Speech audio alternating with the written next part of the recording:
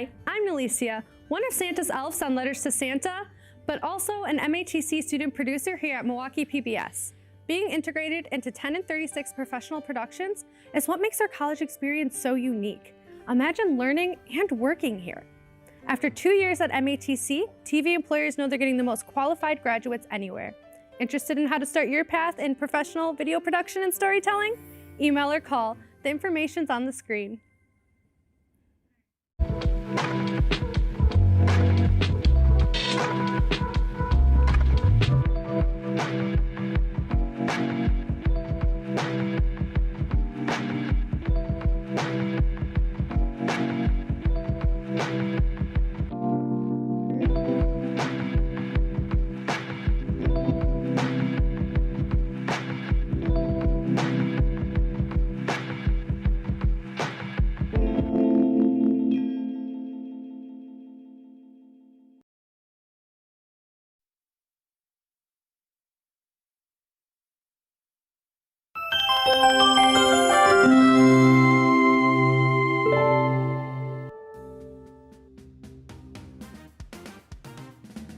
On this week's episode of MATC Now, we take a look into the echocardiography program. We'll then take a visit to Candy Cane Lane to get into the Christmas spirit, and stick around to see what warm meal Chef BellaDee has in the kitchen for us this cool winter break. All this and more coming up on MATC Now.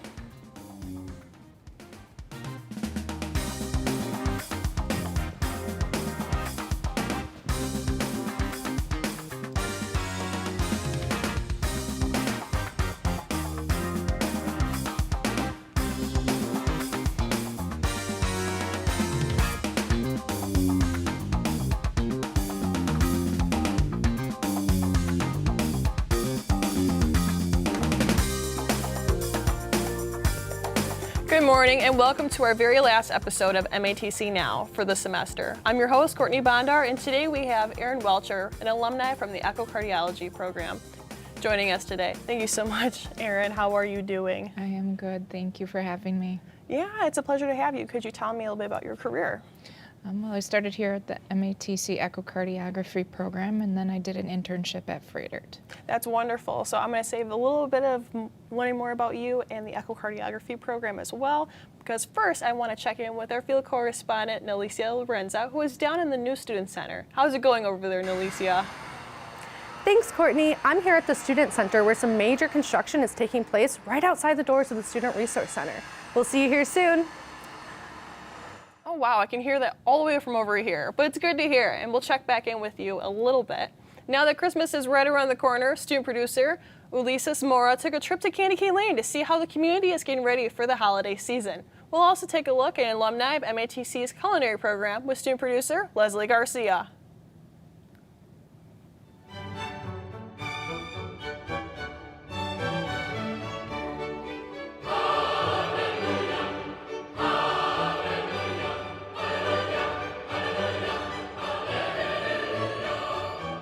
Every year, following Thanksgiving, neighbors located in a small neighborhood put up Christmas displays that attract thousands of people for an entire month. Candy Cane Lane is located between Montana Avenue to Oklahoma Avenue and 92nd Street to 96th Street. Ken Perkle. I'm one of the committee members of Candy Cane Lane. We have probably 8 or 10, depending, committee members from the neighborhood. Joy lives across the street, Bobby's next door. We're all friends, and we just been together for 16 years now, and we're the committee.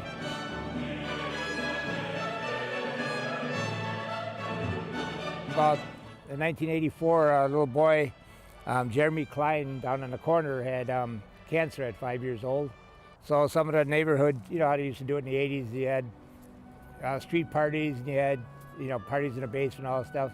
So the neighbors started dressing up like Santa Claus and Mrs. Claus and elves, started decorating their houses, and then people started driving through to look at the houses. So some of the grown-ups said, let's get out there with a bucket and get some money for the family. So the first year they collected $900. And the second year they said, let's do it again, got a few more houses, and they collected $1,500. So then they thought, well, let's get associated with the MAC fund and all that stuff and work with them. And we've been with them now for, I think, 35 years. The MAC Fund, which stands for Midwest Athletes Against Childhood Cancer, has a mission to give hope through research. Its goal is to find a cure for childhood cancer and related blood disorders by providing research funding. A good cause. I know that a lot of people who attend Candy Cane Lane typically donate, and there's a lot of volunteers there who give their time to facilitate the donation.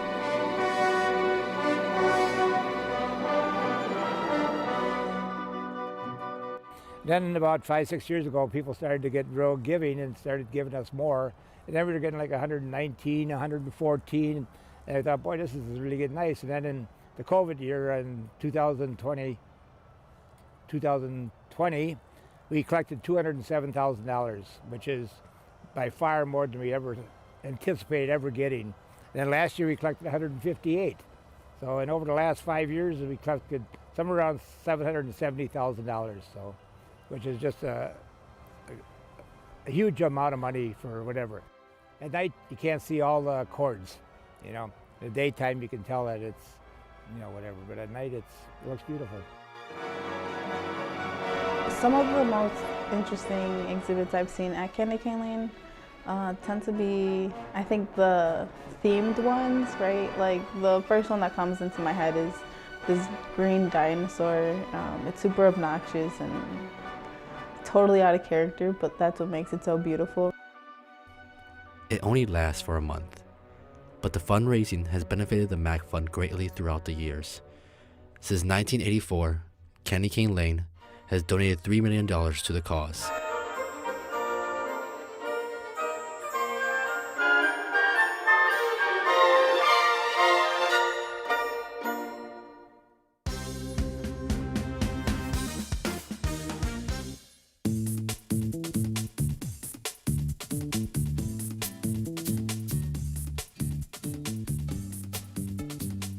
The Culinary Arts program fuses the art and science of cooking with an introduction to business management.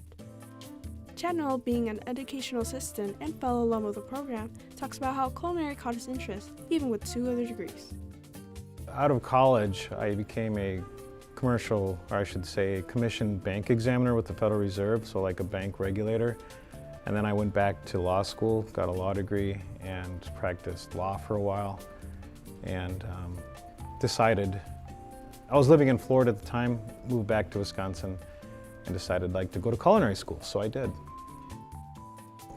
I've watched my parents entertain my entire life, and so I've grown up surrounded by a lot of food and quantity cooking, and it's just slowly become a passion of mine.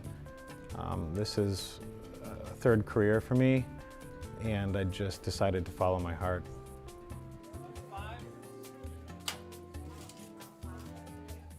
From finance to law, Chad found his passion for cooking. I've loved them all, to be honest with you. They all have their moments, but I really enjoy working with students at MATC and being close to food. On the 6th floor of MATC's M building, there's a student-operated training lab which focuses on a variety of cultural dishes each week, open to students and staff. So the International Cafe, I'm attached to this course. It's a series of different modules which consist of providing recipes, traditional recipes from various regions throughout the world. We also include countries of Europe, sometimes Africa. We sometimes run a Native American module and portions of the American continent.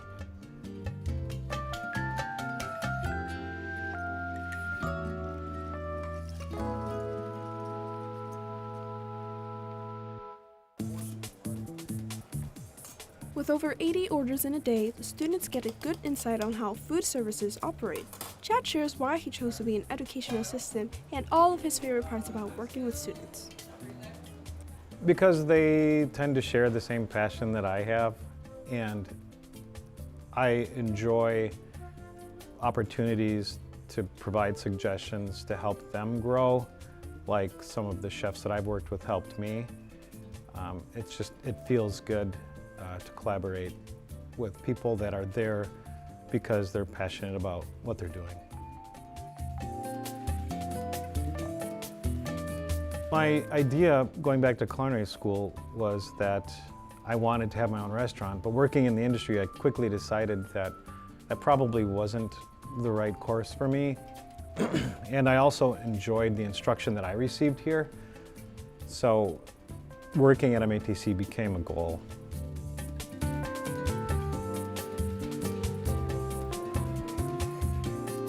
I'm going to quote from Ratatouille, which is one of my favorite movies. Chef Cousteau always says anybody can cook, and I agree with that. Although I also agree with Anton Ego, not everybody can become a great cook. But this program is open to anybody that has a desire to work in the industry or go into business for themselves. There really aren't any prerequisites to become, to work in culinary arts. The advice that I give the students really depends on their level of competency. I encourage them to work on their efficiency, their organization skills, and their preparation. And mostly just to have fun with it.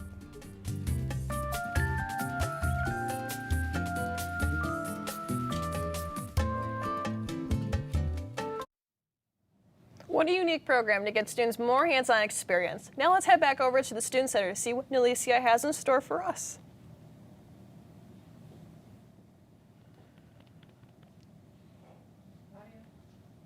A view of some of the interesting new renovations going on here in the Student Center. Here with me today is Eric Zymans, the Director of Student Life. Thank you so much for joining us today. Thanks, happy to be here.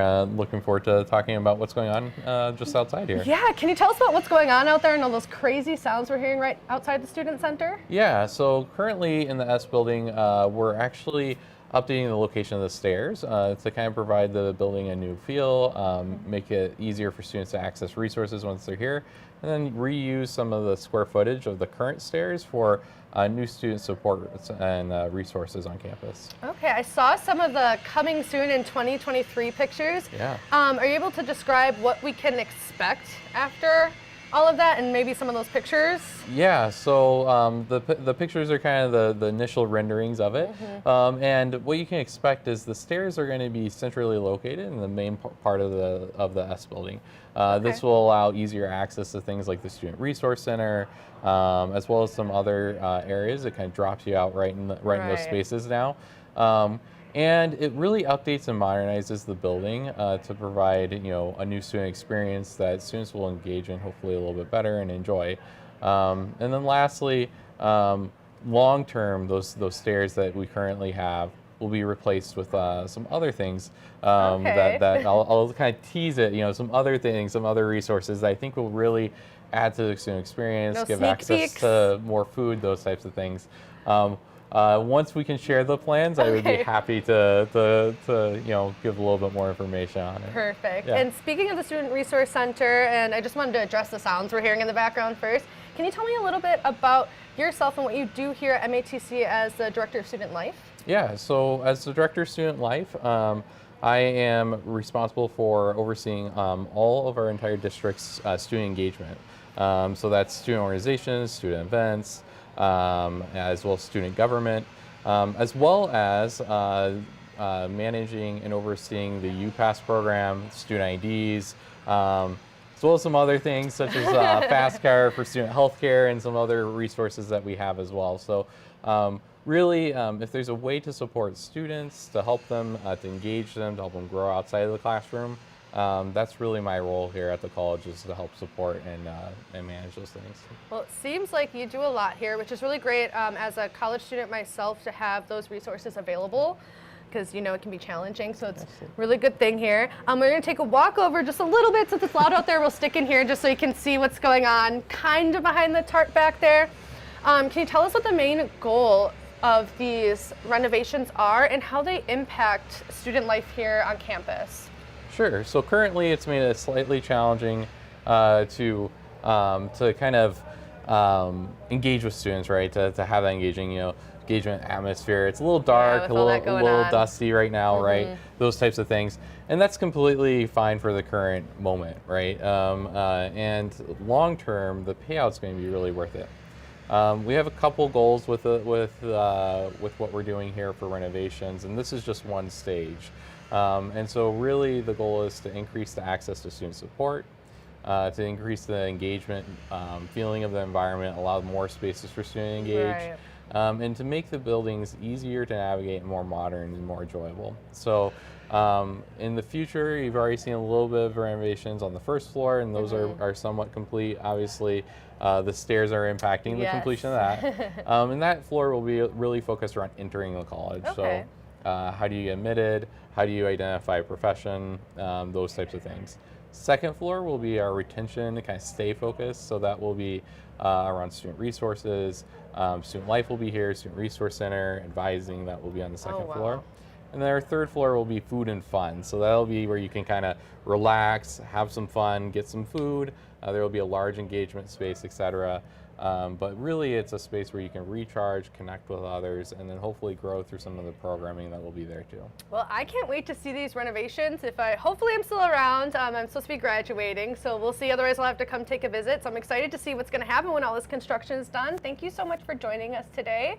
I know I enjoyed that cafe, that new cafe that's down there in the new dining hall. So if you guys haven't checked it out, go check it out. Thank you so much for joining us today. Back to you in the studio, Courtney. That sounds amazing, that students will soon be able to relax and get stuff done and schoolwork and so much more. I'll check it out once Christmas break is done and over with, just to experience it for myself. But before we get to Aaron, I want to learn more about the echocardiography program. Student producers Isaiah Vargas and Katie Embertson went down to meet with students and an instructor from the program. Let's take a look. At MATC, many students choose to pursue professions that not only teach them, but also prepare them to go into a field that helps others. In some cases, help others in the medical field. I'm the program coordinator, program director for the Cardiovascular Technology Echocardiography program. It's a mouthful. It's basically our students are learning how to perform cardiac ultrasounds. It's the imaging by use of ultrasound sound waves to be able to look at a moving ultrasound clip of the heart. So it helps the cardiologist diagnose any cardiac abnormalities that could be found. Students, when they complete our CVT echocardiography program, they can go on and take their registry exams to become certified cardiac sonographers. So that's usually the first thing they'll do right out of graduating from this program is to take their registry boards to become a certified cardiac sonographer. MATC offers the students in the echocardiography program the equipment and tactics used in ERs and hospitals in order to give them the experience needed to properly scan a patient's cardiovascular system. I'm working on a project investigating the impact of experimental medications on a patient's heart. I'm allowed to do that here just because we have the technology to monitor something like this, and this is something I actually want to submit for publication with the American Society of Echocardiography to hopefully publish the results and better help people that want this type of research and want to possibly experiment with this type of medication. Favorite part about the program was definitely kind of the least favorite part too, is learning everything. I mean, it's awesome seeing the anatomy. A lot of people in my family have different heart issues and I see it out in the news and everything, so it's really fun just learning more about what is happening when people or TV shows say something about the heart. Our two instructors are wonderful people. They really care about your success. It's a lot, but it's an exciting amount of things that you have to do. We're looking at the heart. We have to make sure that we know all of the anatomy. So the heart valves, structures, walls, everything like that. I think that's been a bit of a challenge, but all exciting things. It's just been a great bonus to be part of a class that's really up to date and is filled with people that really care about you and want you to succeed. Students who know that they want to go into ultrasound or become a sonographer, they look forward to learning how to scan. I really love our scan labs and helping the students connect what they're learning by the textbook to what they're actually going to be expected to learn when they go into clinicals. So I think it's exciting to be able to see the light bulb moments where they're connecting the dots of this is what the anatomy of the heart anatomically is, and then what we're looking at when we're looking at the various echo views. I definitely want to pursue some type of research just because with cardiovascular health, there's always something novel and something new that's happening.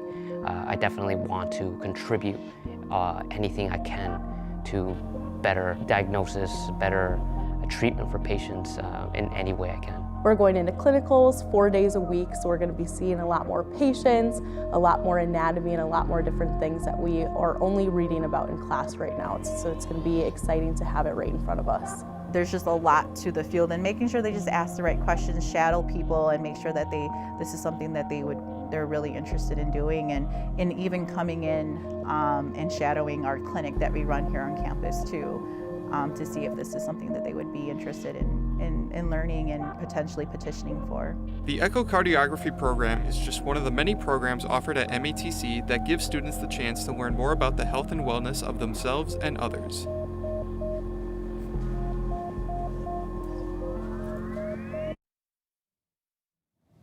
What a great program to learn about. And Erin, I would like to ask you a few questions about what it means to be an echocardiographer, the program here at MATC. So from your perspective, what was the program like right here at MATC? The program was very hands-on. Once we got to our clinical rotation, then we were able to either do exams on each other, and then during our clinical rotation we went out to different sites so that we could have get a lot of practice doing the scans themselves and actually practice what it would like to be in that field in the future. Well, that's really cool. So what kind of classes did you need to take for your career? A lot of it was hands-on, but then we also had things like physics. You have to learn ultrasound physics, and then that's a separate board exam too that you have to obtain. And then a lot of the research and understanding the medical portion of it and all the different parts of the heart and the valves and the flow.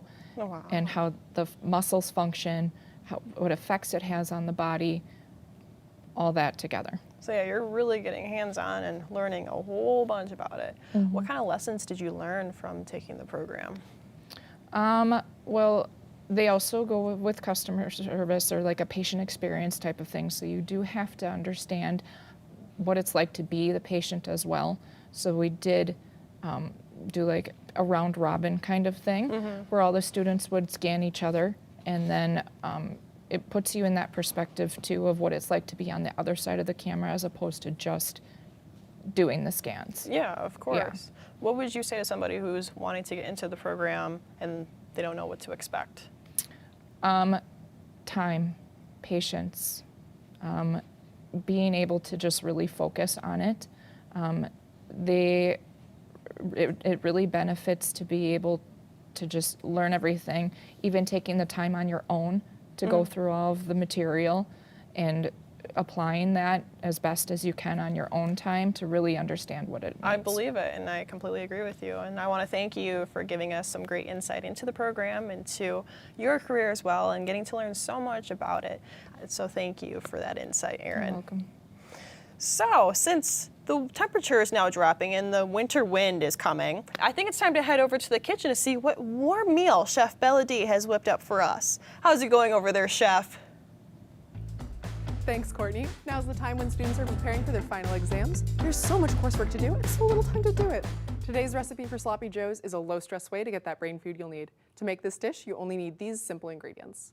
So, first up, we got ground beef, and that's really the key player here. We have some sauce to top it with, which is a tomato vinegar situation, and we have lettuce and cheese, and a bun, of course, to bring it all together and have a nice time. I got salt and pepper here too. Salt and pepper here too, y'all. And that's just kind of an essential in cooking. At this point, if you don't have salt and pepper in your kitchen, get salt and pepper. Please get salt and pepper. You deserve it. You deserve to have good flavor in your food. So first up, we have a hot pan sitting in front of us. This is at a medium-high heat. We got a spatula ready to smash our beef because sloppy joes are a very easy thing. That's why we're doing it today. It's finals. Who has the time? So this is going straight in. And you hear that little bit of sizzle? That lets us know that our pan is hot enough, because the thing about meat is that there's so many germs in it that can kill you. And this is just me and my personal anxieties. I am a cook. I typically cook a lot of vegetable things because I get a lot of stress about cooking meat, because I want to make sure that I'm not going to eat something that makes me sick. And so if you're someone who is stressed about cooking meat, Sloppy Joes is a great way for you to kind of ease into cooking meat, because you can see directly right in front of you the bits that are cooked and the bits that are not. So that's pretty easy. You just keep stirring and kind of cutting the beef up with your spatula like this, so that every single little bit of the meat gets to touch the bottom of the pan. And you just want to keep stirring constantly. And we could turn our heat up just a smidge higher, just a tiniest little bit, and keep stirring pretty constantly. It's a lot of stirring, it's a lot of waiting. Your arm's gonna get a little tired, but you're also not thinking about the stresses of a lot of other things you could in a recipe. We've decided that the stress is instead just gonna go into our arm doing this stirring work for about 6 minutes. And instead of stressing about making sure that our beef is perfectly cooked, we're okay with stirring for a while for this recipe. So let's pretend that it's been that like 5-6 minutes. At this point, your beef would look a little bit more like this. See here, we got fully browned on every single side, and we've got all this grease sitting here too. And now that grease, you do want to account for that, and you can kind of take a little bit out. This is a personal preference thing. If you like your things greasier, leave some grease in. If you like your things less greasy, don't leave the grease in. We're gonna go greasy today. And so I'm gonna take my sauce, my tomato vinegar mixture. I'm gonna pour that straight into the pan and stir it all around, combining everything that we have here, bringing it all together in a wonderful amalgamation of the acid from the vinegar, a little bit of brightness and sweetness from the tomato, and the fat. And also, don't forget, plenty of salt and pepper too, spice. The whole thing of cooking is balancing your different flavor profiles and, you know, fat, salt, acid, heat, sweet, savory, umami, etc. Everything comes together in a lovely middle ground in this dish. So once this is all stirred up together, we can go and basically be done. So we're gonna take a hamburger bun and 1 slice of cheese. We got American here. Sorry about using American cheese in Wisconsin. I know we can do better than that. I know we have better than that, but that's all right for today. We're gonna take some of our lettuce and put that up top there as well, because we want to balance the cheese with a little bit of vegetable and a little bit of freshness and a little bit of a nice green earthy flavor. And then we're going to take our sloppy joe sauce and put it right on there. And once you got yourself an amount of meat that you like, you put the bun on and you're ready to eat. That's about it. Back to you, Courtney.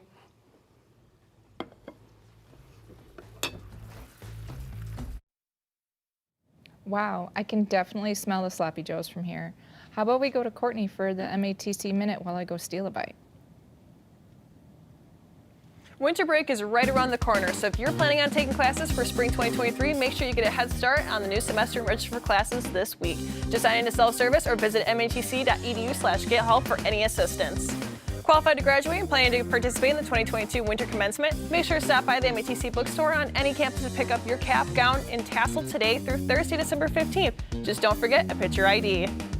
Looking for some extra cash for the holidays? Bring your old textbooks to any MATC bookstore location starting this Wednesday, December 14th, and the campus will buy them back. Student ID is also required. Need help paying for college and want to graduate debt-free? Don't forget to visit the MATC scholarship page for scholarship applications and information on financial assistance. Gingerbread house and ornament decorating is taking place in the Oak Creek campus cafeteria this Wednesday, December 14th between 11 a.m. to 1 p.m. or 5:30 p.m. to 7:30 p.m. So grab your friends and let's get creative for the holidays. Thanks, Courtney. Now let's check out what hidden geMKE student producer KJ Radetsky has found for us. Hi, I'm student producer Kanako Radetsky, standing outside the Milwaukee Public Market, here for another hidden geMKE.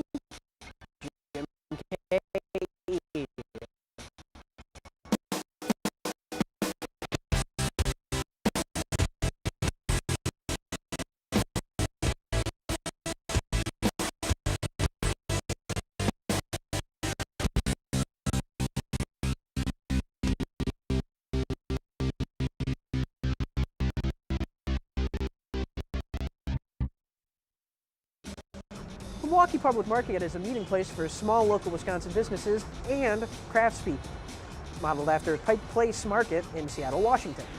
With a variety of vendors displaying artisan foods and products, and with a tradition and connection to the old marketplace stands of yore, the location is truly a sight to behold. Custard, cakes, candies, bread, sausage, cheese, lobster, crab, and wine. I mean, the selections are as vast and endless as a mini Byzantine empire, and it's right here in Milwaukee. Besides the options of delicious delis and eateries, also taking place at the residence are cooking classes, taught from a variety of instructors from local farmers to accomplished chef authors.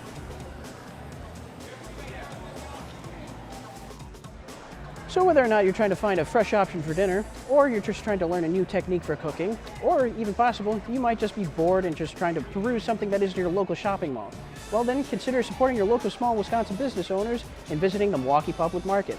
I'm student producer Courtney Bondar, and you've just joined me for another hidden geMKE.